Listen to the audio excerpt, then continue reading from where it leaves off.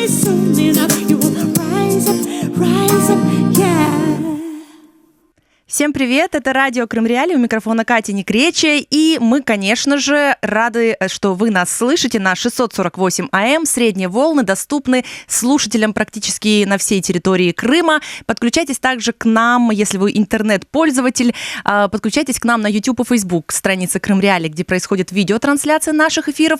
Ну, а я сразу же, думаю, намек вы поняли, представлю гостью нашей программы, это Джамала, которая с нами на скайп-связи. Привет, Джамала. Привет. Привет всем. Слушай, мы начали с такой вот, это уж прости, если музыкально там наверняка не очень встык, все хорошо, стыковочки. Здорово.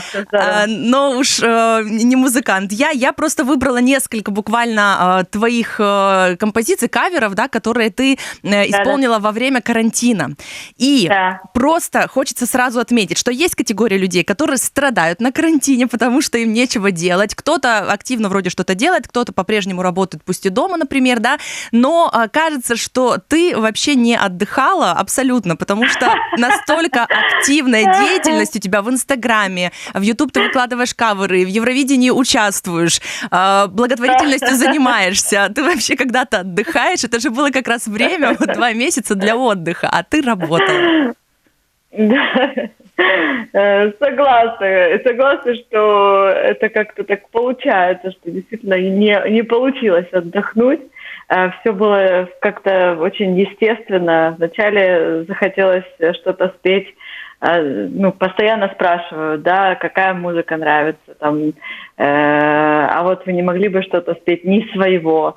И это как раз, оно все как-то очень было настолько натурально, что оно просто захватило и понесло на самом деле, поэтому я даже не знаю, как это откомментировать, но действительно было непросто, потому что вначале ты поешь там, не знаю, весь продакшн занять, вот, чтобы снять это видео, вначале ты учишь песню, от глажки платья до выставления камеры, потом сведения звука, все это я делаю сама, и все в режиме действительно реального времени, что очень важно для этих каверов, то есть это не какая-то запись студийная, да, это действительно one take, one mic, один микрофон, один дубль, то есть это все сразу чувствуется, видят люди, что это не смонтировано какое-то видео, где ты прям вот все идеально. То иногда бывает, записываешь видео, соседи начинают жить активной жизнью, и, конечно, ты же ничего не можешь сказать, потому что все дома, все кто-то поет, кто-то строит, кто-то готовит, это нормально, вот. И окей, и ты с этим живешь. У меня было так во время онлайн-трансляции Eurovision Home Concert, когда действительно я пою 19:44, вся в песне, и тут там начинается просто сверху, я уже понимаю, что ничего сделать нельзя, и я продолжаю, вот так. Потом начинаю перебирать вот это вещи еще с самого начала.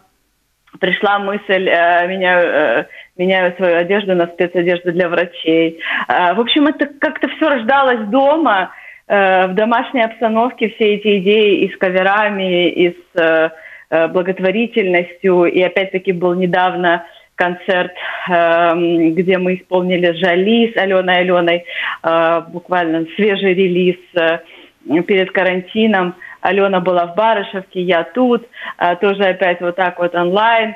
В общем, действительно все бурлит, я не буду это отрицать.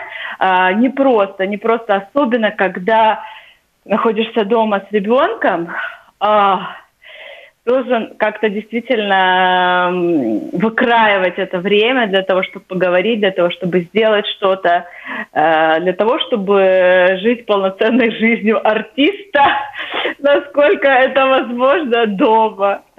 Слушай, ты не секрет, потому что ты в Инстаграме даже обращалась к своим подписчикам, когда искала, например, няню, что у Эмира есть няня. И вот интересно действительно, потому что у тебя-то график особый, ребенком занимается няня в том числе, она помогает очень сильно, ты в разъездах, а здесь 24/7, ты артист, ты мама, ты еще и благотворительница. Как это вообще все получилось? Или все-таки есть какая-то помощь? Потому что я знаю, что есть семьи, которые все-таки няни приезжают, к ним помогают, разгружают как-то. Няни приезжают, помогают. Няня одна у нас помогает, разгружает. Есть родители Бекира, это вообще супер няни. Конечно, они тоже помогают на субботу, воскресенье. Очень много тоже успеваю сделать. Они на день забирают Эмира. Вот, поэтому, да, так легче, конечно, немножко. Слушай, но все равно, когда у тебя прямой эфир или надо записать этот кавер, как ты говоришь, с одного дубля, это интересная информация. С тобой говорим, я отправила его гулять на улице, потому что он настолько активный, что невозможно. У нас во дворе, у нас закрытый такой дворик, вот, там никто не гуляет, и поэтому очень безопасно, но зато свежий воздух. Супер, это классная возможность для того, чтобы ты поучаствовал в нашем эфире, и Мирчику пришлось выйти погулять. Он у тебя мальчик музыкальный, опять же информация из Инстаграм твоей страницы, ты очень часто показываешь, как он помогает тебе, аккомпанирует, и, в общем-то, видно мне, который не музыкант, что у него, конечно, есть слух, он отбивает ритм, повторяет за тобой. Это потому что ты просто с пеленок его научила этому, или все-таки гены? Ой, нет, давайте не будем пока еще делать из мухи слона. На самом деле я реально спокойно к этому отношусь, правда, очень без вот этого фанатизма, там, мой ребенок там издал такой какой-то невероятный звук.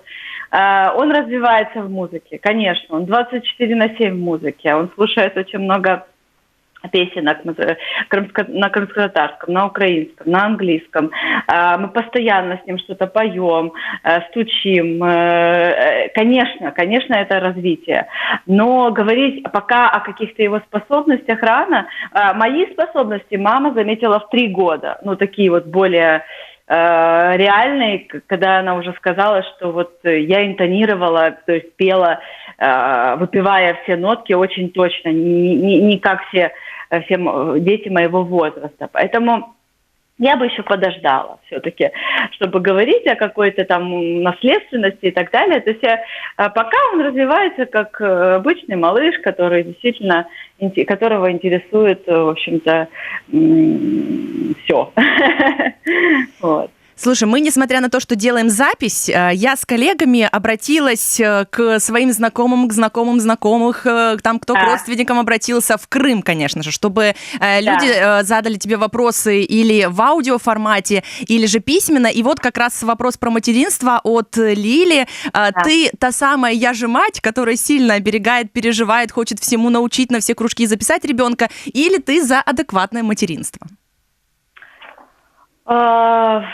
Я не знаю, что такое адекватное материнство. Я могу сказать, что очень часто, наоборот, есть такое ощущение, что, ой, нет, я мало знаю, я что-то неправильно сказала, я себя неправильно повела, он там бросил что-то на пол, ты хотела поругать, думаешь, сакцентируешь внимание на этом, не ругать, поругать. Это вечное, вот и в каждой книжке есть свой ответ, а интуиция тебе не всегда может тут верно подсказать. Поэтому я думаю, что я скорее просто мама, которая ищет путь к своему ребенку, потому что каждый ребенок, он особенный, и все мы разные, слава богу, люди, и очень важно найти то, что нужно, потому что я считаю, что важно с ребенком разговаривать на его языке, не сюсюкать, а наоборот, вот действительно найти, он уже хочет быть взрослым, он уже пытается, когда мы кушаем, подняться, да, с нами вместе, когда я там что-то готовлю, чтобы быть на уровне, да, то есть это очень важный такой момент, они хотят быть уже, жить в нашем мире великанов, да, скажем так, и все хотят, чтобы не было вот такое маленькое, детское и так далее, а все по-настоящему, поэтому вот я веду себя по-настоящему. Если я хочу ему что-то сказать, я даже не уверена, поймет он меня или нет, я ему скажу. Но в процессе я думаю, что все это выровняется. Но точно я скажу, что я не не из тех, кто, там, не знаю, как-то вот прям слишком, наверное, оберегает в каком-то смысле. Конечно, я всегда переживаю и, не знаю, стараюсь подложить какие-то подушечки, если я вижу, что он падает или что-то. Но в целом, если он упадет, я скажу ему: давай, поднимайся сам. Да. Слушай, это интересный момент, но ты знаешь, что очень активно в соцсетях обсуждают периодически, постоянно вот тему, сейчас такие новые тренды, веяния, что детей, например, наказывать сильно нельзя, бить нельзя, да? Да. Мне интересно спросить два момента. Били ли тебя родители ремнем, например, да? Потому что у меня случалось. И мне кажется, что нашего поколения, конечно, люди все с этим сталкивались. Как ты воспитываешь своего сына с мужем, да? И как вы бабушкам, дедушкам рассказываете, как себя вести? Да, ему еще 2 года, конечно, воспитывать особо прям вот еще не получается, так чтобы все равно этот возраст такой еще пограничный, он еще мало что понимает, но в целом уже, конечно, нужно, как говорится, набивать какую-то мозоль. Но не было такого, чтобы мы там еще его как-то шлепали или что-то в этом духе. Меня, конечно, тоже так же воспитывали кнутом и пряником, ну, то есть по-разному было. Как правильно, не знаю, вроде выросли, и нет никакой ни обиды, ни злости, наоборот, благодарность родителям за то, что они привили желание постоянно бороться, желание трудиться. Это через лень, это через вот эту лень, за которой нужно было на вот каком-то этапе в детстве побороться, да, скажем так, то есть через силу, не хочу, потому что это не хочу, оно уже даже сейчас есть. Не буду, не хочу, не могу, не умею, не получается. Уже даже вот 2 года он уже это говорит. И когда он говорит это, я стараюсь акцентировать на том, что все-таки все получается, все ты сможешь. Нет ничего невозможного, нет слова «не хочу». Ну вот я вот так говорю, не знаю, правильно, неправильно, но меня вот как-то так.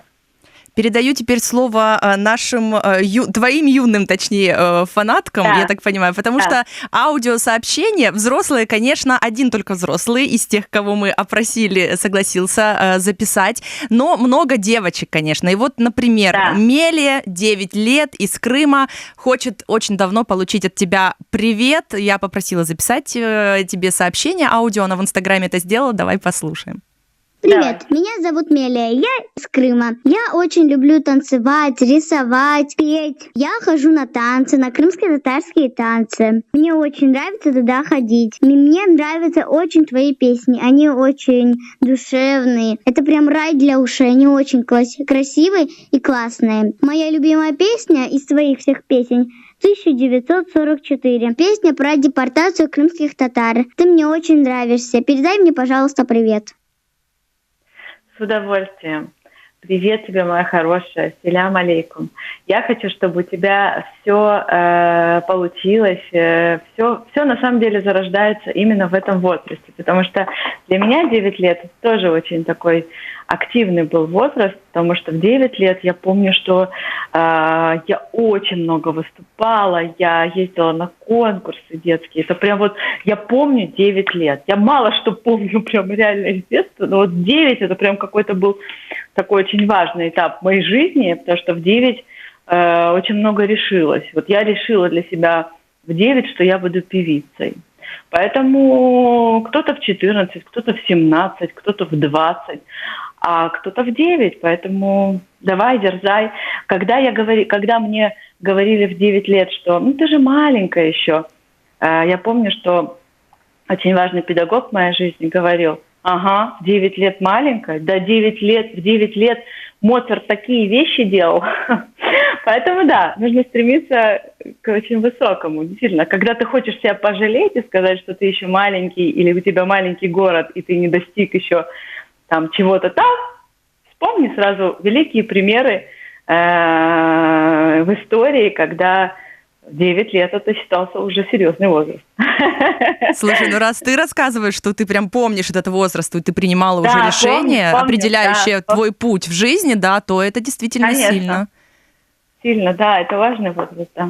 Слушай, ну вот, не знаю, помнишь ли ты свои 10 лет хорошо, потому что Мерьем, она музыкантка, ей 10 лет, Да. играет на классической гитаре, и вот какой у нее вопрос. Какая самая важная песня для вас и на каком инструменте вы бы ее сыграли? Ого. Моя самая важная песня. Очень сложный вопрос. Практически невозможно на него ответить, потому что я очень люблю музыку. И она настолько многогранна, настолько много есть разных красивых и песен, и жанров, которые мне нравятся. И всегда я могу сказать, что это и народная музыка, фольклорная, и джаз, и соул, и академическая. И то есть выбрать из всей палитры красок, это все равно, что, я не знаю, назвать какой-то важный или нужный цвет, когда мы видим радугу. Ну, все цвета важны, все цвета нужны. Поэтому так и с музыкой. Я не могу выбрать для себя одну какую-то очень важную песню. Даже из своих я вообще уже молчу. Я уже это невозможно. А я уже не говорю о чужих каких-то, да, тех, которые меня вдохновляют или меня, скажем так, взращивали как музыканта. Не могу выделить одну. Очень тоже бы хотела, кстати, играть на гитаре. 2 года назад я взялась учиться. Тоже уже несколько было уроков частных у меня с педагогом. Но как раз я была в положении, и было очень сложно с миром, скажем так, под сердцем. Очень сложно было заниматься, потому что постоянно чувствовала слабость. У меня был такой достаточно сложный период, первый триместр. Вот, поэтому гитара моя пролетела. Дай бог, я еще подойду к этому вопросу и тоже буду учиться на гитаре. Успехов тебе! Слушай, ну сейчас все в курсе, да, что ты в положении находишься, что и как-то даже многих, я смотрю в комментариях, удивляет, что так быстро. Быстро для артистки, да, потому что Эмиру сколько? 2 года? 2,10. 2 и месяц. Ага, вот, 2 года. И ты уже готовишься со своим мужем стать родителями 2-й раз.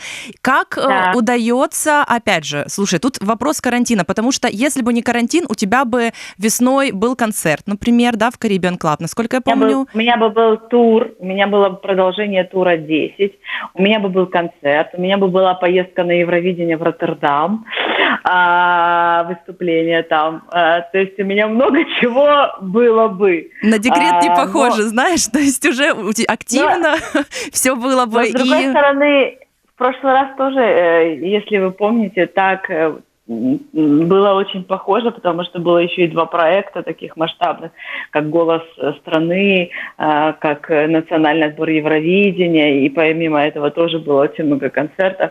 Поэтому я привыкла. Мне наоборот вот сейчас, признаться, очень непросто. Я вот даже сейчас сижу, и как-то прям мало воздуха, мне хочется двигаться. И для меня это прям вот тяжелый период, если честно. Я всех понимаю, тех, кто вот дома сидит, особенно в положении, очень мало движения. Конечно, ты запланировал себе походы на йогу, бассейны, что-то, и прогулки в саду, но как-то не получается это все. Угу. Слушай, а дома ты занимаешься какими-то вот тренировками, той же йогой, потому что есть много и видеоуроков, например? Ой, я просто в восторге от того, как пестрит интернет, что все занимаются йогой и фитнесом дома, и все бесконечно что-то читают и прочее. Я говорю, у меня не получается, нет времени на это. Даже когда я хочу сделать какой-то онлайн-урок, там тоже по йоге или фитнесу, и мир не дает мне, он ревнует меня к занятию, и все залазит, и, в общем-то, и все прекращается, потому что не дает. Нет, не знаю, как выкроить вот этот кусочек время. Там сама что-то там ногами подрыгаю, руками подрыгаю, но на самом деле не получается. Не знаю. Ты знаешь, как фильтры в Инстаграме, с которыми сразу можно вот с утра буквально уже стать красавицей, так и это идеальная жизнь, которая как с экранов смартфонов нам показывают, которую, да? Но не факт, что все, кто это показывают, на самом деле так ее и проживают, да? Да, согласна. Давай послушаем еще вопрос от девочки Адиле. И вот что она тебе, как она к тебе обращается. Меня зовут Джалялова Адилия, мне 11 лет. Джамала, какое место в Крыму вам больше всего нравится и вдохновляет вас на ваше творчество? Ух ты! Селям Адиле, спасибо тебе огромное за вопрос. Я страшно скучаю, даже вот не могу вам передать, как хочется в Крым, а особенно сейчас, когда ты знаешь, что в эту пору времени он еще прекрасней. Наверное, сейчас, как никогда, чаще всего мыслями я переношусь в дом свой, в горы, в берег, где я ныряла, где я плавала, где я гуляла. Я могу сказать, что, конечно, в большей степени меня вдохновляет мой дом. Мой дом в Крыму, и вот все, что там было, связанное с детством, родник, опять-таки виноградники, дедушкин сад. Это для меня вот такие вот какие-то вещи, не знаю, навсегда. Вот, поэтому вот эта пальма даже, которая сзади меня сейчас, это папа привез мне из нашего двора, и вот она уже так разрослась. В общем-то, у меня есть тоже кусочек Крыма дома. Вот, поэтому, да, меня вдохновляет мой дом. Это, наверное, частично и ответ на вопрос от взрослых, которые аудио постеснялись записать. Деливер, например, передает горячий привет из Крыма и спрашивает о первом месте, куда ты поедешь в Крыму. Домой. Конечно. Первое место – это домой. Очень грустно, что сейчас там один остался папа, потому что мама уехала в гости к сестре, к племянницам в Стамбул, и как раз попала вот в этот период, она собиралась возвращаться, но как раз попала в карантин, и насколько она там, непонятно, она все равно, она там в семье, она, скажем так, в любви, но вот папа остался совсем один, конечно, мы все за него там переживаем. Ну, ты рассказывала уже, что вы каждый день буквально созваниваетесь по видео, все общаетесь. Это у вас такая конференция международная получается, да? Нет, со всеми отдельно. Приходится со всеми отдельно, потому что как-то, так Zoom мы не используем, а вот вначале там WhatsApp там, с мамой, потом утром рано свернись с папой, потом с мамой. В общем, так стараемся каждый день, да. Вопрос из Бахчисарая снова письменно, поскольку от взрослых. Абдулаева Гульзара спрашивает, какие ценности воспитали в вас ваши родители, уважаемая Алимбе и Галина Михайловна, а какие из них вы обязательно постараетесь привить своим детям? Ценности?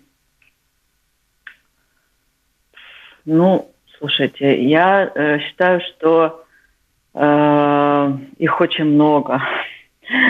Это не... Их очень много. Это начиная от патриотизма, заканчивая, не знаю, вот этой вот такой щедростью, знаете, наверное, даже слишком. Почему слишком? Потому что бывали ситуации, когда родители так нас воспитали с сестрой, что все нужно лучшее отдавать гостям, друзьям и так далее. То есть если приезжали к нам в гости родственники, то мы отдавали там свои кровати. Если это касалось еды, то, например, там нам могло не достаться мяса, но гостям обязательно. Ну вот какие-то такие моменты. То есть это вот, я не знаю, как это описать, вот это такое вот гостеприимство. Все-таки я считаю, что тут должна быть немножечко граница, потому что в дальнейшем это действительно очень мешает, ты просто потом не можешь никому говорить «нет». Вот мне это долгое время мешало даже, что я вот именно вот так все время. Но не всегда же те люди, которым ты отдаешь, могут вернуть эмоционально, очень важный момент, да, не материально, а именно в эмоциях, благодарности, восхищении и так далее. Ты можешь все время отдавать, и это тебя потихоньку сжирает. Поэтому тут очень осторожно надо, да, вот, и потом я уже тоже, когда с Эмиром, то есть, да, вот та же ситуация с машинками, например, во дворе. Он может дать машинку поиграться мальчику, но он не должен отдавать ему и дарить ее сразу. Ну, в этот момент. Поэтому вот такие ценности, как доброта, щедрость, патриотизм, опять-таки, это вот прям вот взрощено в домашнем, такой простой домашний патриотизм, без истерик, понимаете? Казалось бы, сейчас это звучит немножко странно, потому что в детях это не воспитывают. И любое, да, вот скажем так, ведь патриотизм это что? Это гордость своим, да, то есть ты постоянно радуешься даже маленьким каким-то победам. Это нужно уметь. Не каждый способен, понимаете, радоваться, там, я не знаю, любой мелочи, там, я не знаю, чего-то мы достигли. Боже, как прекрасно, я еще больше люблю свою страну. И это должно быть, конечно, от сердца. Это не наносное такое, знаете, это очень важно. Вот у меня мой папа всегда так. Он всегда говорил, надо благодарным быть за хлеб, надо быть благодарным за то, что мы имеем. Да, мы не имеем многого, но мы тоже идем, мы тоже работаем, стремимся к чему-то лучшему. Поэтому, наверное, так. Слушай, ну тут еще момент, конечно, что если много давать, то могут и пользоваться потом, действительно. Кто-то может этим воспользоваться. И тут, конечно, когда речь идет о людях, которые там неизвестны, например, не столь богаты, это одна история. И то могут найтись такие вот неприятности. А когда ты публичный человек, известный человек, и кому-то со стороны может казаться, что ты просто в таком полном шоколаде, никто же не знает и не понимает, что у каждого человека есть свои трудности, да, а вот только смотрят на успех, на эту высоту и прочее. Вот скажи, я знаю, что многие, конечно, блогеры, например, в Инстаграме, они получают множество каких-то просьб о помощи, да, там вот помоги, надо оплатить кредит. И некоторые блогеры говорят о том, что, ребята, ищите работу, как-то, наверное, надо. То есть одна история, когда действительно вот нужна помощь, это люди, которые сами стараются, а другая история, когда человек сидит на диване и просто говорит, а помогите мне все, пожалуйста. К тебе обращаются, наверняка. Очень. Мне страшно. Страшно открывать директ в Инстаграме, в Фейсбук. Очень, очень много запросов. Вы даже себе не представляете это количество. Если бы я постила каждый день, то это, наверное, были бы сотни постов и призывов о помощи. То есть понятно, что я не в силах помочь всем, но я, скажем так, стараюсь, не знаю, как-то выбираю хоть что-то где-то, как-то. Но если я могу чем-то помочь, я помогаю. Хотя это все невероятно давит на психику, то есть ужасно, когда ты понимаешь, что стольким людям необходима помощь. Конечно, есть и злодеи, скажем так, которые действительно там пишут всякую чушь из серии там «покрой мне кредит на мобильный», «тебе что, жалко?» еще что-то в этом духе. В общем, какие-то такие моменты. Но в целом, действительно, это касается здоровья детей. Это вообще очень, очень тяжелая такая статья. Ничего. Я думаю, что все равно есть какой-то способ докричаться, достучаться, и люди обязательно найдут помощь, я уверена. Ты выбрала свой публичный формат помощи во время карантина. Одно из направлений, о чем мы говорили вот в начале, да, создана страница в Инстаграме Looks of Jamala, и это такая распродажа одежды твоей, и большинство одежды, так смотрю, та, которая была, там, обувь, одежда на съемках, на самом деле. Это, конечно, золотое время для фанатов. Я тебе скажу, что я очень быстро увидела вот первое объявление. Понравилось мне одно джинсовое пальтишко, но буквально за минуты считанные его уже не стало. Я смотрю, что очень активно, конечно, очень много вещей распродавалось моментально. Вот возникла идея это как? Потому что ты же могла отдать кому-то эту одежду или, ну, просто чтобы она висела. Я отдала. А ты отдала? Очень много отдала. Да, расскажи об этом. Очень много отдала. Отдала я больше, чем вы там видите вообще. Но я не буду говорить, куда. Я не афиширую свою благотворительность, скажем так. Отдаю я всегда своим племянницам, сестре и так далее. И мешки отдала на благотворительность. Но что касается именно в Looks of Jamala, это важный момент. Это вещи, которые были задействованы, ты правильно говоришь, в съемках. То есть они имеют ценность, мало того, что они стоят там 1000 гривен или 800, что сейчас вообще такое не стоит. Они одевались там на съемку на час, на 2, они даже не ходились, прям, знаешь, чтобы вот прям ходить в одежде, там, стирать ее, потеть и так далее. То есть в большей степени это действительно новые вещи. Поэтому я решила сделать такую акцию, чтобы все началось с того, что я поняла, что у меня есть несколько вариантов, например, там, бежевого. То есть это подарки, это кто-то давал на съемку, подарил, и так далее, и так далее. Я благодарна всем этим людям, это всегда необходимая одежда, но это чрезмерное потребление, да, то есть, получается, у меня есть там бежевая курточка такая коротенькая, потом там длинная, потом с такими рукавами, потом все, и это, например, 3 бежевые, там 4 розовые. Кто-то сказал: боже, так это же прекрасно, девушки так любят выбор, чтобы была и такая, и такая, и такая, и все одного цвета. А я вот как раз-таки наоборот открыла, когда я увидела там, например, 4 розовые верхние одежды или 4 бежевые, или подумала: зачем? Мне нужно что-то одно, и не нужно так много. И вот тогда я решила, скажем так, организовать вот эту историю, меняю свою одежду на спецодежду для врачей, и плюс так выяснилось, что когда я уже стала углубляться в эту историю, кто шьет костюмы, как их заказать, как их посылать, куда, где больницы, где найти вот этого человека, который, собственно, будет коммуницировать, чтобы они попали в правильные руки, чтобы деньги использовали в нужный руки. То есть это действительно очень большая работа.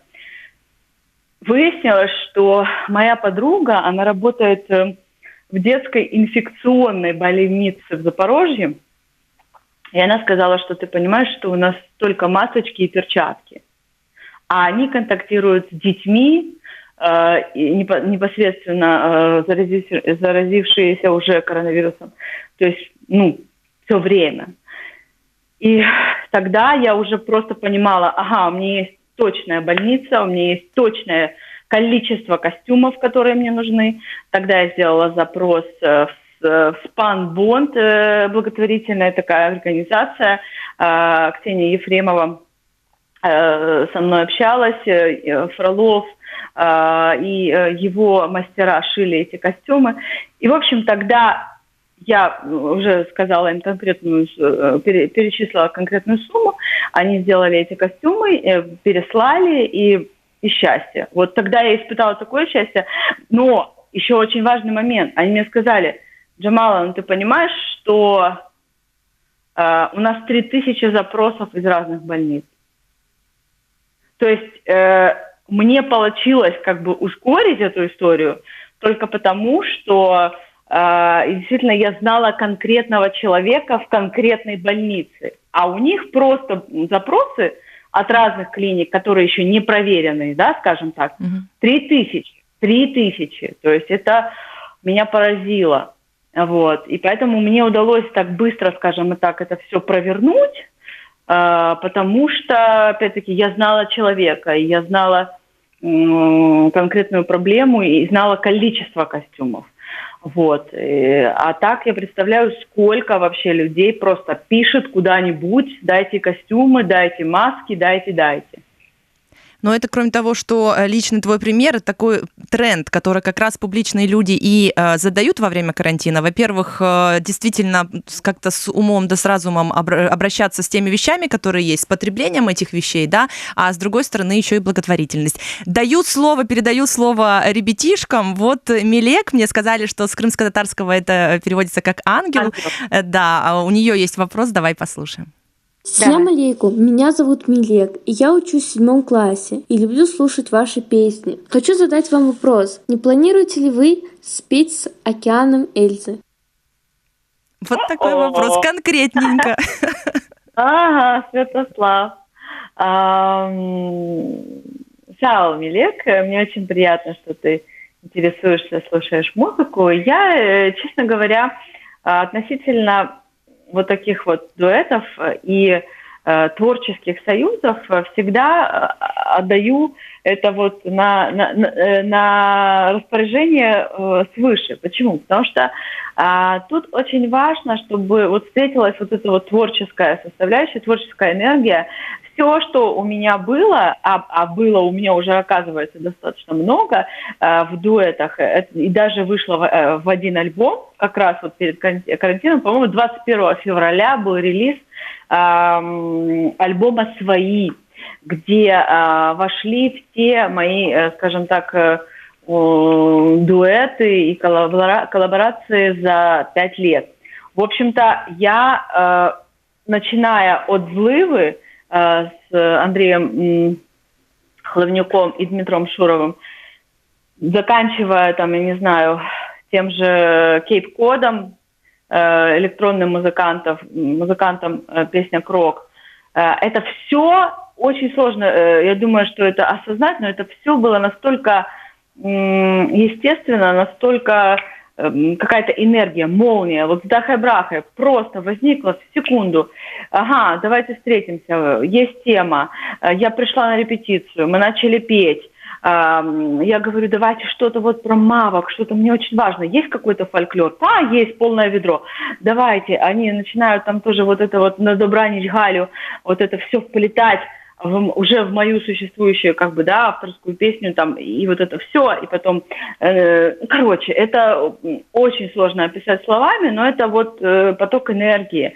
Поэтому как будет дальше с дуэтами и вот такими союзами творческими, я не знаю. То есть все возможно, да. То есть будет песня, будет мысль, будет идея, все сразу возникнет. Тут очень важно, чтобы это было по-настоящему.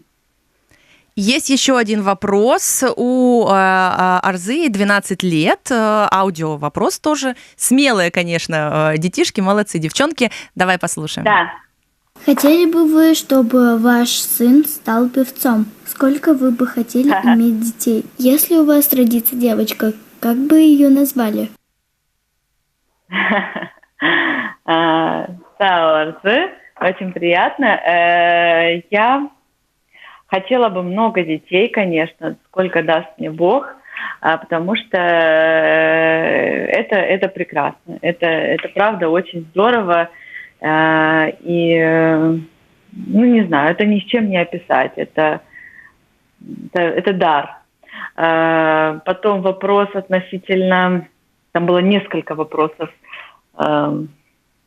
Катя, помоги, что там еще там было? Да, я тебя так внимательно слушаю, что я уже сама немного улетела. Можем еще раз прослушать? Давай еще раз, Вов, запустим. Да, как бы назвала, если девочка, я говорю, ну, очень много есть красивых имен. Не знаю, не буду говорить, не скажу. Не знаю, много красивых имен, не хочу выделять какое-то одно. По-моему, все, да? Да, все. Смотри, тут уже с девчонками у нас аудио-вопросы закончились, потому что буквально вот за сутки все, с кем удалось связаться, кто проявил инициативу, те попали в этот эфир. Спасибо тебе огромное, что ты ответил на эти вопросы. И есть один смелый человек, Андрей из Симферополя, взрослый человек, и он тоже на аудио записал свой вопрос. Давай послушаем. Селям алейкум, шановна пані Джамало. Мене звуть Андрій Сахалтоєв, я родом з Сімферополя, тут мешкаю. Перш за все, хочу вам подякувати за те, що свого часу ви виконали і геніально, створили і геніально виконали свій шедевр, пісню 1944 для Євробачення. Моя родина тієї ночі не спала, і ми всі плакали, коли ви перемогли. А зараз кожного дня в машині я теж слухаю вашу пісню. Моє питання таке. Кого з українських талановитих співаків, а може не українських, ви останнім часом відкрили для себе як виконавця, кого порадити послухати? Дякую. Здорово. Дякую вам. Мені дуже приємно, що ви слухаєте, дивитесь, спостерігаєте, вболіваєте. Це все дуже важливо для мене і надихає робити і далі ще більше пісень. Я можу сказати, що останнім часом дійсно дуже багато музики цікавої. Знову ж таки, боюсь когось забути, але мені подобається творчість Альони, тому що в неї такі змістовні тексти.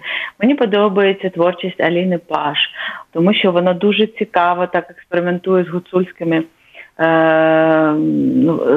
гуцульським саундом і так само з хіп-хоп музикою.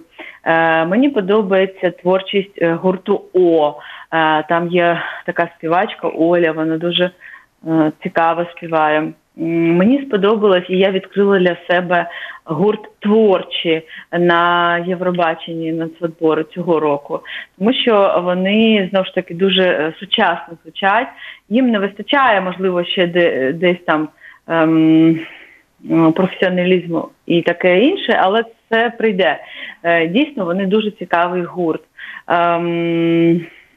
Мені дуже подобається Влад Каращук і його проєкт «Loud». Я вважаю, що він один з найцікавіших співаків сучасності.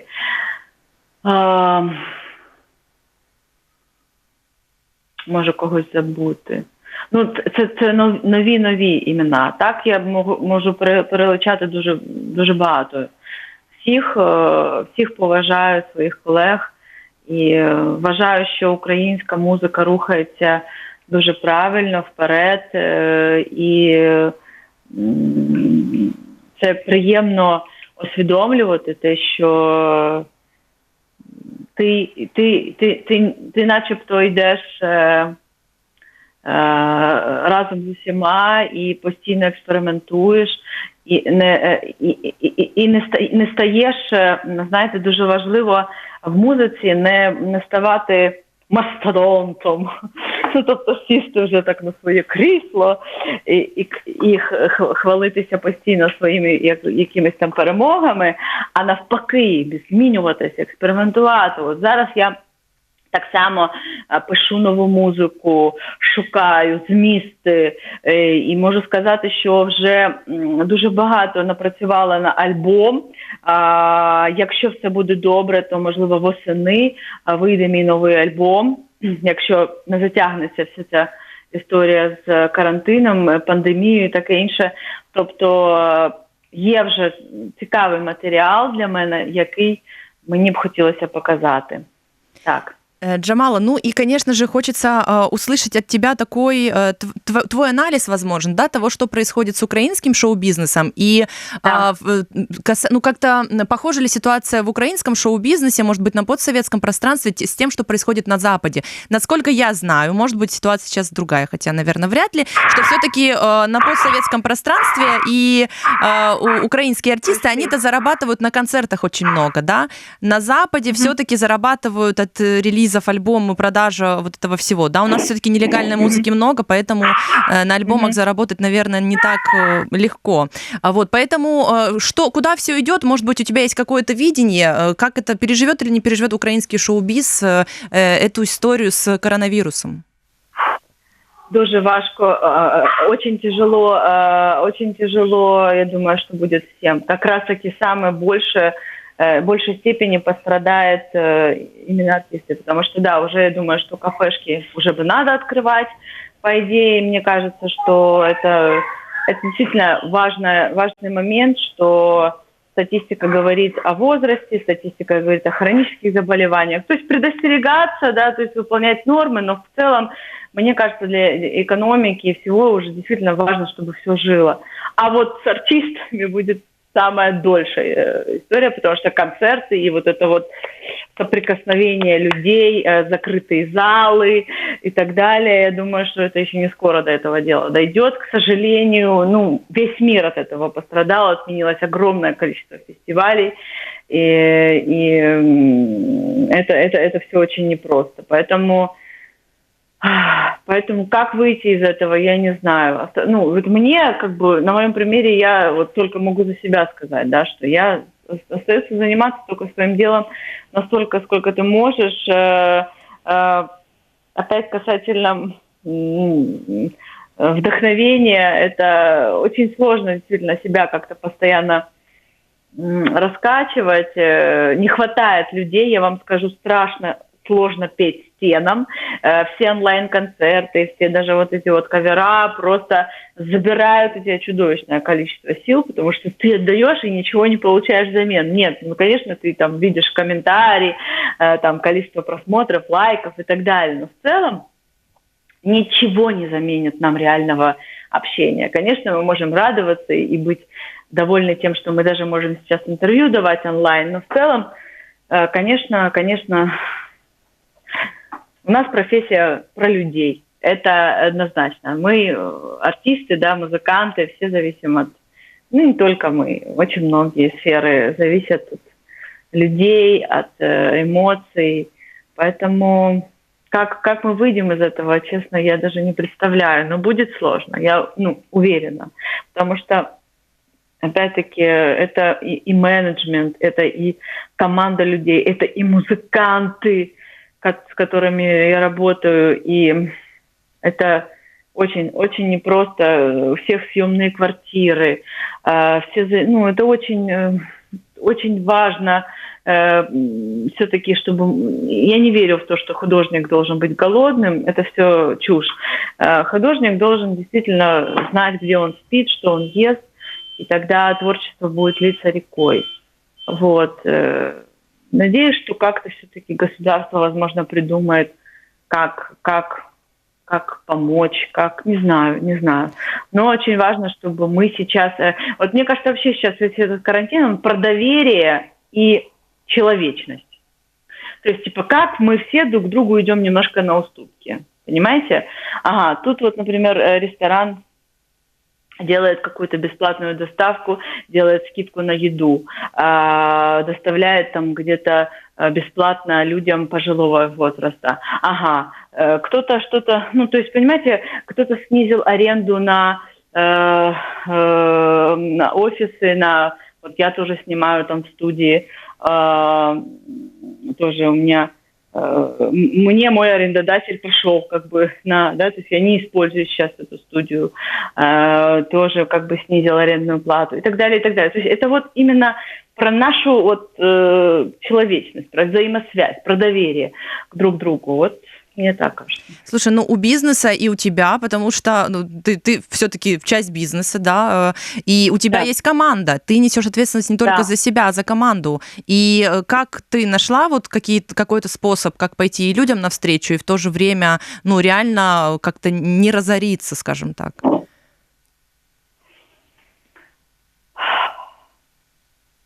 Никого не уволила, если вы об этом. Это невозможно. Это люди, с которыми ты работаешь уже 10 лет. У меня так сложилось. И пока вот так мы опять-таки на доверии и любви потихоньку выживаем, но сказать просто человеку пока до лучших времен я не могу. Как-то так. Слушай, ну это у тебя очень показательная команда, мне кажется, и необычно для шоу-бизнеса, потому что 10 лет одна команда, это, конечно, о чем-то договорит, да, о том, что все-таки люди друг с другом, и им нравится быть друг с другом, работать в разные времена, и это очень крутой пример. Спасибо тебе огромное за то, что ты дала нам интервью, нашла для этого время в своем непростом графике, пусть и на карантине. Приветы из Крыма ты слышала, и, конечно же, еще больше приветов, которые люди пишут, передают, и очень важно, думаю, что вот такая коммуникация у нас получилась. Удачи Спасибо, тебе, да. привет всей Спасибо, твоей и семье. вам Счастливо. Спасибо огромное. Вы тоже берегите себя, чтобы все были здоровы. Спасибо Обнимаю. большое. Пока. Пока.